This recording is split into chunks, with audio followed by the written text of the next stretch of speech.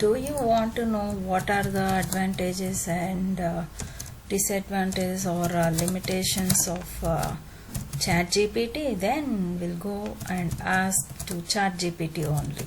Okay, see what is the answer it gives. We will see. So ChatGPT.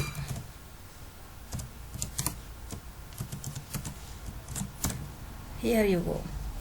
Advantage of ChatGPT: one is natural language processing, and the second one is consistency, and the third one it says like speed, and the fourth one it says like customization, and the fifth one is scalability.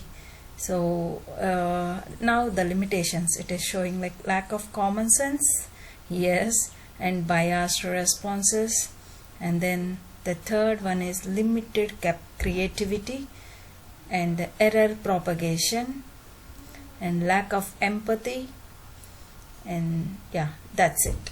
These are the limitations of ChatGPT. Thank you.